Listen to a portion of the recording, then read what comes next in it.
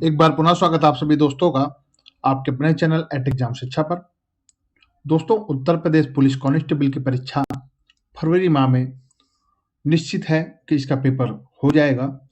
काफी कम समय बचा है आप लोगों के लिए, तो अभी से ही पेपर की तैयारी में, परीक्षा की तैयारी में लग जाएं। परीक्षा की तैयारी के विषय में हमारे चैनल पर आपको सामान्य ज्ञान, हिंदी और मैथ के महत्वपूर्ण प्रश्न मिलेंगे जो कि परीक्षा की दृष्टि से काफी महत्वपूर्ण होंगे। तो आप चैनल पर बने रहें, वीडियो को पूरा देखें और चैनल को सब्सक्राइब करें। तो चलिए दोस्तों, शुरू करते हैं आज का ये महत्वपूर्ण वीडियो।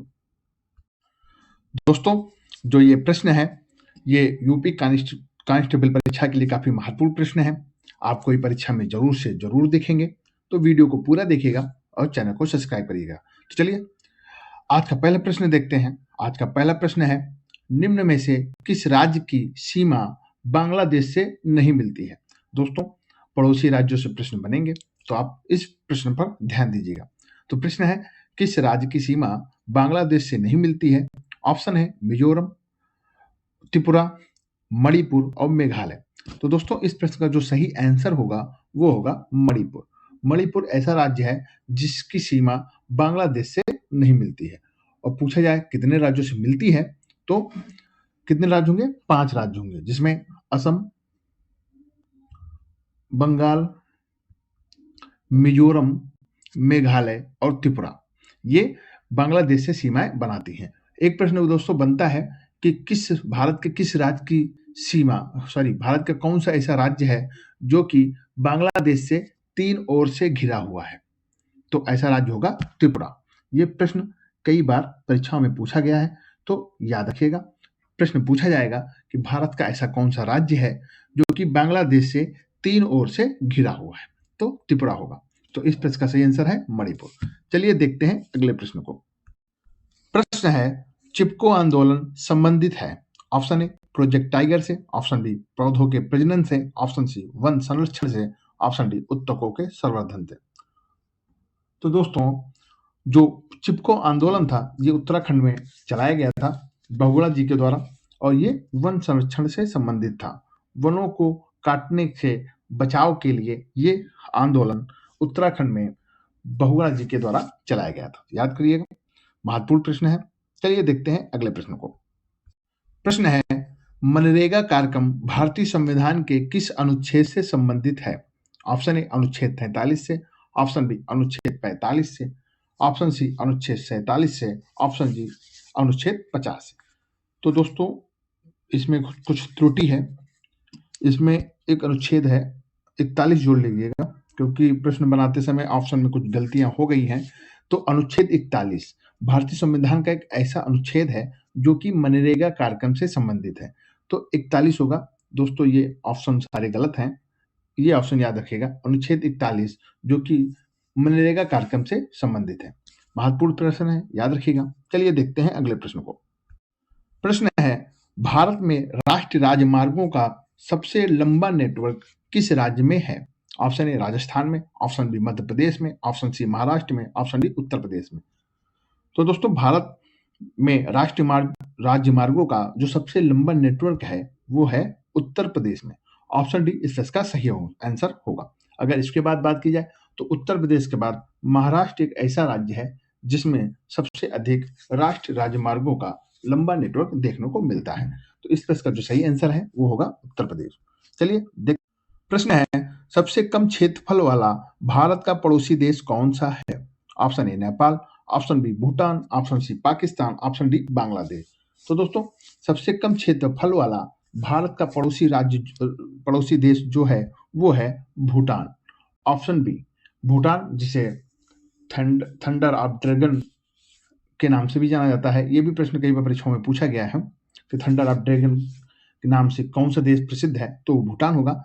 और भूटान क्षेत्रफल में सबसे छोटा देश है जो कि भारत का पड़ोसी है। और अगर बात किया जाए कि सबसे अधिक क्षेत्रफल में, सबसे बड़े क्षेत्रफल में ऐसा कौन सा देश है जो भारत का पड़ोसी है, तो वो होगा चीन।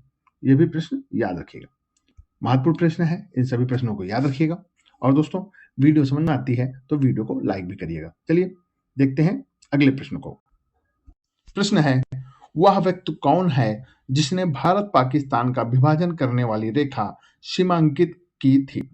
ऑप्शन ए डूरन रेखा, option B McMahon, option C sir Radcliffe, option D Mohammad Ali Jinnah. तो दोस्तों, भारत और पाकिस्तान के बीच में जो रेखा है वो है Radcliffe. Option C sir Radcliffe ने भारत और पाकिस्तान को विभाजन करने के लिए एक रेखा खींची थी जिसका नाम है रेड क्लिफ रेखा, जो सर रेड क्लिफ के द्वारा खींची गई थी। अगर बात करें अन्य देशों की, तो भारत और चीन के बीच में जो रेखा आपको देखने को मिलती है वो है मैकमोहन रेखा। भारत और अफगानिस्तान के बीच में जो आपको रेखा मिलेगी वो मिलेगी डूरंड रेखा। तो दोस्तों, इस प्रश्न का जो सही आंसर है वो होगा ऑप्शन सी। देखते हैं अगले प्रश्न को। प्रश्न है, वर्मा का नया नाम म्यांमार है और इसकी राजधानी है। Option A Arakan, option B Rangoon, option C Ava, option D नेपाइडो। तो दोस्तों, वर्मा जिसका पुराना नाम था म्यांमार और इसकी वर्तमान जो राजधानी है उसका नाम है नाइपीडो। ऑप्शन डी नाइपीडो इस प्रश्न का सही आंसर है। और दोस्तों, ये प्रश्न कई बार परीक्षाओं में पूछा गया है क्योंकि इसका नाम चेंज हुआ है, तो याद रखिएगा, महत्वपूर्ण प्रश्न है। चलिए देखते हैं अगले प्रश्न को। प्रश्न है, हिमालय पर्वत की सबसे ऊंची चोटी कहाँ है? ऑप्शन ए नेपाल में, ऑप्शन बी बांग्लादेश में, ऑप्शन सी भारत में, ऑप्शन डी चीन में।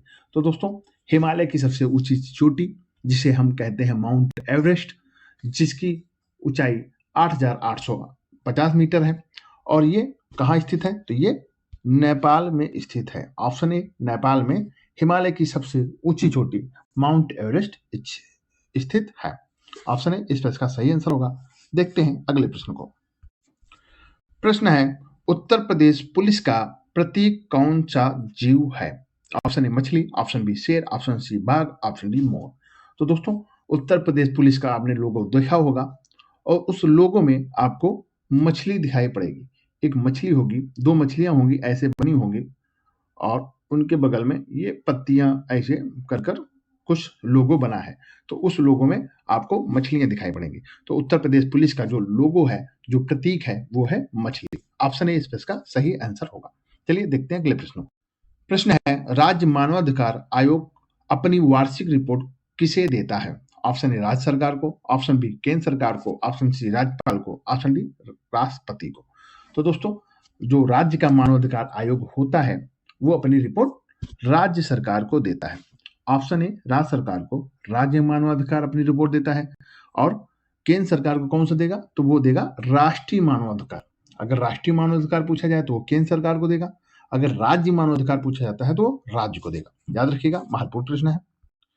प्रश्न है, टूटी हड्डियों को जोड़ने के लिए निम्नलिखित में से किसका प्रयोग किया जाता है? ऑप्शन ए सफेद सीमेंट, ऑप्शन बी सफेद lead, option C zinc oxide, option D plaster of Paris.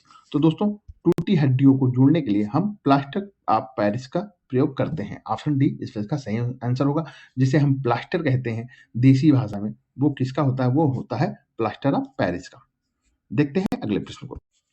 प्रश्न है, उत्तर प्रदेश में किस जिले में थारू जनजाति सर्वाधिक जनसंख्या है? उत्तर प्रदेश के किस जिले में सर्वाधिक थारू जनजाति पाई जाती है? इस प्रश्न का सही यही मतलब है। तो ऑप्शन है Gonda, option B Azamgarh, option C Mirzapur, option D Gorakhpur. तो दोस्तों, उत्तर प्रदेश के गोरखपुर जिले में सबसे अधिक थारू जनजाति पाई जाती है। थारू जनजाति जो कि दीपावली को शोक के रूप में मनाती है। ये भी प्रश्न कई बार परीक्षाओं में पूछा गया है कि ऐसी कौन सी जनजाति है जो दीपावली पर्व को शोक के रूप में मनाती है? तो वो होती है थारू जनजाति। तो इन प्रश्नों को जरूर याद रखिएगा। चलिए देखते हैं अगले प्रश्न को। प्रश्न है, वर्तमान में उत्तर प्रदेश में कितने राष्ट्रीय उद्यान हैं? Option A 1, option B 2, option C 4, option D 6। तो दोस्तों, वर्तमान में उत्तर प्रदेश में कितने राष्ट्रीय उद्यान हैं? तो वो है 1, जो कि क्या नाम है उसका? दुधवा राष्ट्रीय उद्यान, जो कि लखीमपुर खीरी में स्थित है। नाम है दुधवा राष्ट्रीय उद्यान। याद रखिएगा, यहां से भी प्रश्न बन सकता है। प्रश्न है, नृत्य की कौन सी शैली उत्तर प्रदेश की देन है? Option A Kathakali, option B Odissi, option C Kathak, option D Rauf. तो दोस्तों, उत्तर प्रदेश का की जो नृत्य शैली है वो है कथक। ऑप्शन सी इस प्रश्न का सही आंसर होगा। बात करें अन्य ऑप्शनों की, तो कथकली जो कि केरल से संबंधित है, ओडिसी जो कि उड़ीसा से संबंधित है और राउफ जो कि जम्मू कश्मीर से संबंधित है। कथक जो कि उत्तर प्रदेश का एक नृत्य शैली है, याद रखिएगा। प्रश्न है, उत्तर प्रदेश में स्थित अयोध्या नगर किस नदी के किनारे बसा हुआ है? Option A Gomti, option B Saryu, option C Yamuna, option D Chambal. तो दोस्तों उत्तर प्रदेश का जो अयोध्या है, जहां पर रामलला 22 जनवरी को विराजमान होंगे, तो वो अयोध्या नगर सरयू नदी के किनारे स्थित है। दोस्तों महत्वपूर्ण प्रश्न है, क्योंकि आजकल अयोध्या न्यूज में है, अपने भारत का गौरव है, तो यहाँ से भी प्रश्न बन सकते हैं। तो सरयू नदी के किनारे अयोध्या नगर स्थित है। और दोस्तों यहीं पर हमारी वीडियो समाप्त होती है, जो कि यूपी पुलिस परीक्षा के लिए काफी महत्वपूर्ण है। आपसे निवेदन है कि आप हमारे इस प्रयास को बढ़ाएं और अपने कमेंट और अपने लाइक हमारी वीडियो को प्रेषित करें। तो चलिए दोस्तों, मिलते हैं अगले वीडियो में, तब तक के लिए जय हिंद, जय भारत।